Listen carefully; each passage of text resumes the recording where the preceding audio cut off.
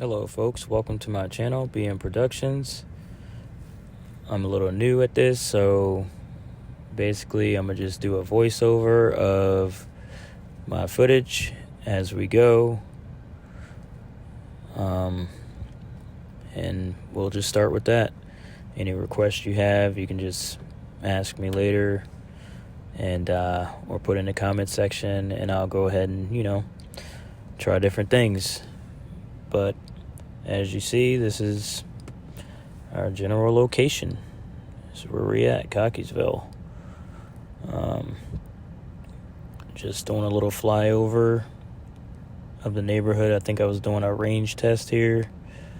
I do those quite often, because the leaves on the trees, sometimes they'll block the signal. It has to be a line of sight. So, you kind of want to, for the most part, see your drone where it's at. And basically I follow everything that I'm supposed to according to FAA. There's a lot of rules and regulations going on. And I mean, it makes sense because you're going to be flying these things around, a bunch of people flying them around, crashing them into things, or, God forbid, a plane or something like that. That's why they have a height limit of 400 feet that you're supposed to stay at. And then, aircraft is 500 and above. So that's kind of our buffer for, so they don't interfere with us. We don't interfere with them. And they have maps, places we can fly and where we can't fly. I'm sure you guys might have seen this stuff as it's getting popular.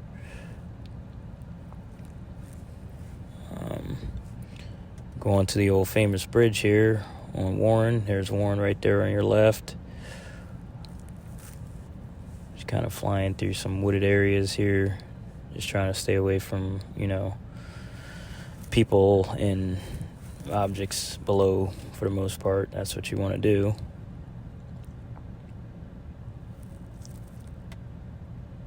And I'll put up some screen record so you can see all the telemetry data on screen as well as I'm flying. It'll show you my height, direction of travel, all that good stuff.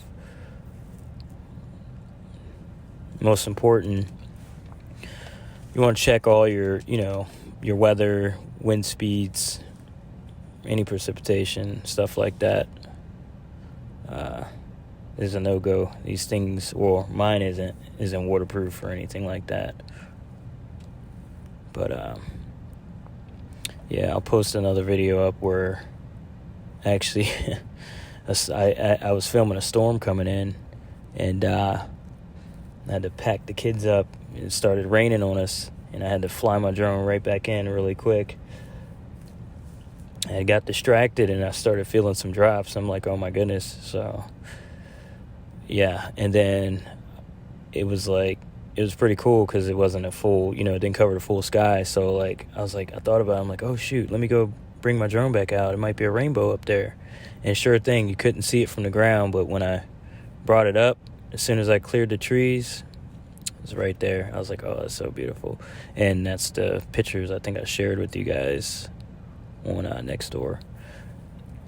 And I went and did a time hyperlapse is what they call it. It's a little faster than a time lapse. But yeah, that was pretty cool.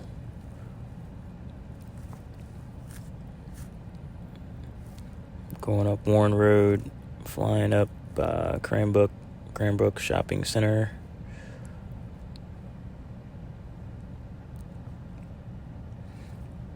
It's a really good day.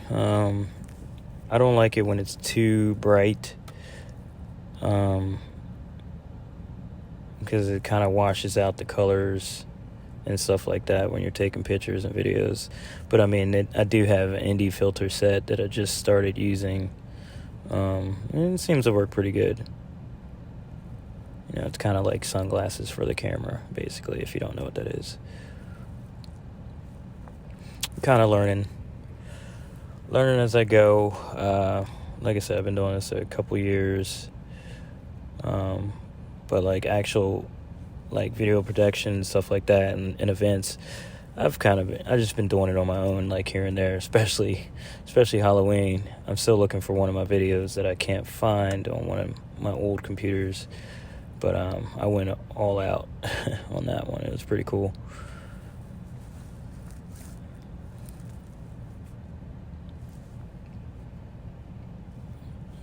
Driving up or flying up Cranbrook.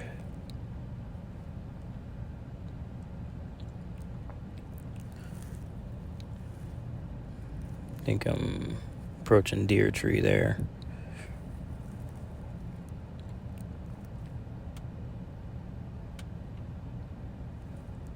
I think this is a video I actually made.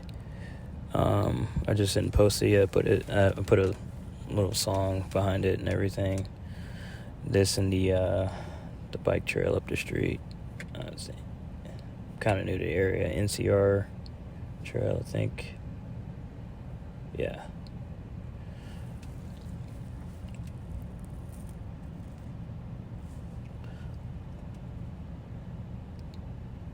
It's the if you can see in a distance, the I forget what they call that place. Is that the dump? I don't know.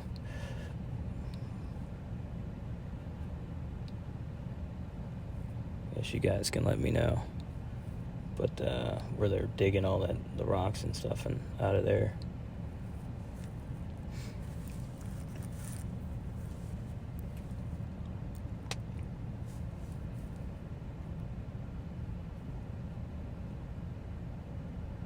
Beaver Dam, there we go. Beaver Dam.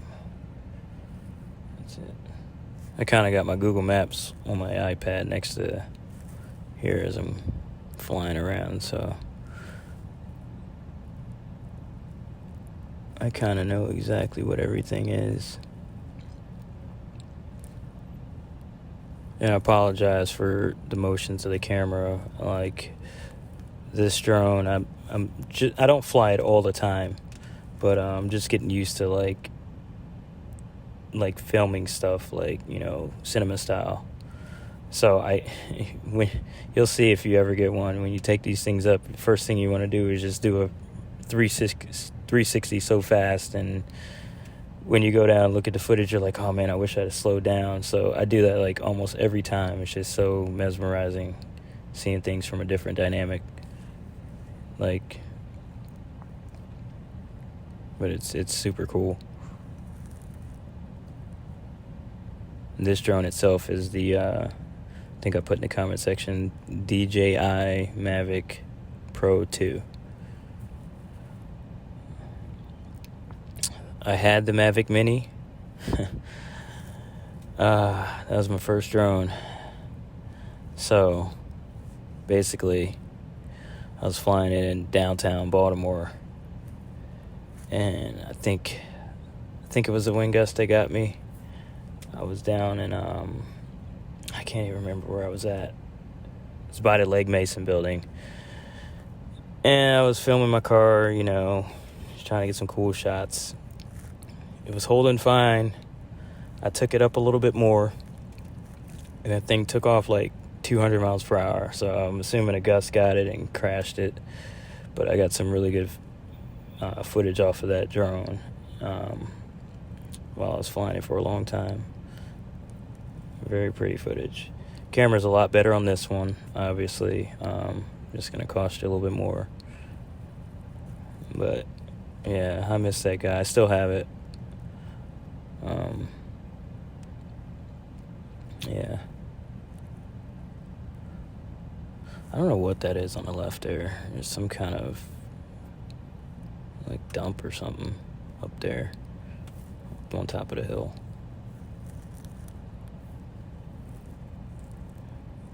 I think I am 200 something feet up, maybe 3, I can't really remember. Golf course.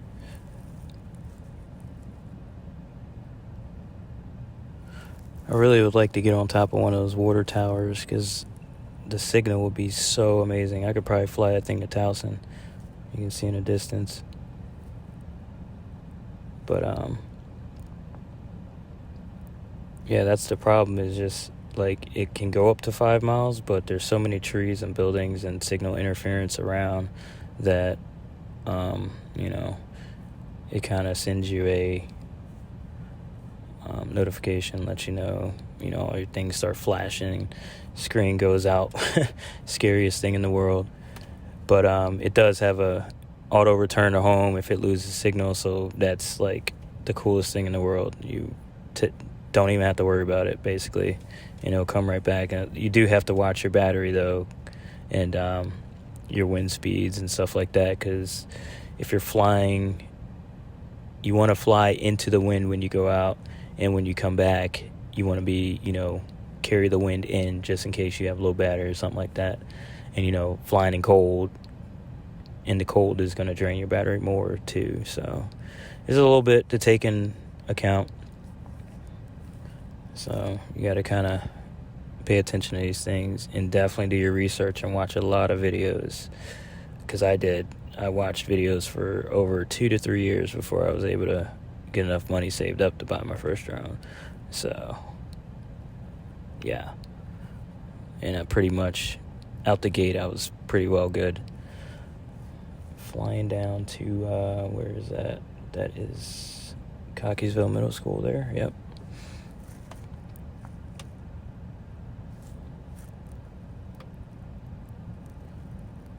You guys see, it's so pretty up here, like unbelievable.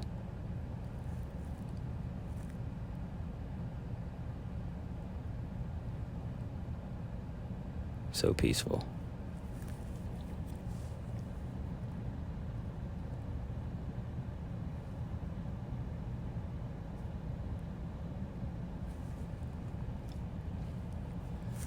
Following Greenside Drive a little bit, I think.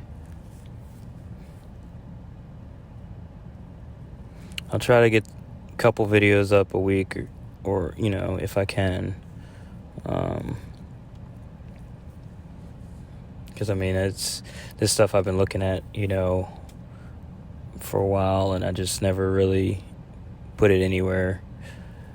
Don't really have social media and stuff like that, so just share here and there with my friends and stuff. So it's kind of cool to get, to a bigger community and share with some folks that actually appreciate things, There's Towson in distance, if you can see, top left.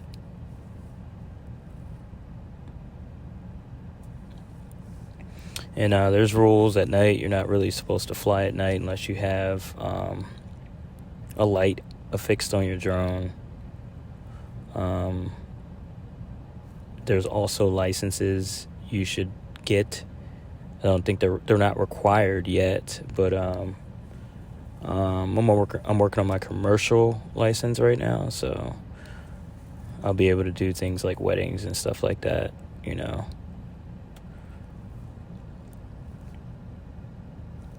But yeah, I was just doing a quick little range test and flying around. Just, it's a toy.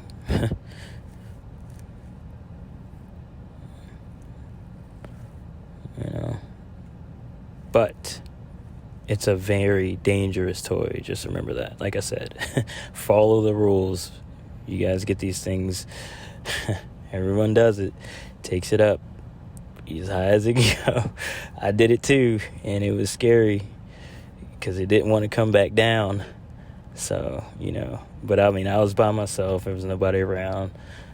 But it was really scary. And you got to think, you don't want to be flying that thing up, and God forbid you hit a freaking plane, or it goes in an engine or something like that. Like, think about that, because I didn't think about it until just like one day it dawned on me. Like, what if I hit a freaking engine on a plane? That would be significant. You go from having fun with the kids outside to probably 30 to life and a humongous fine. So just think about that.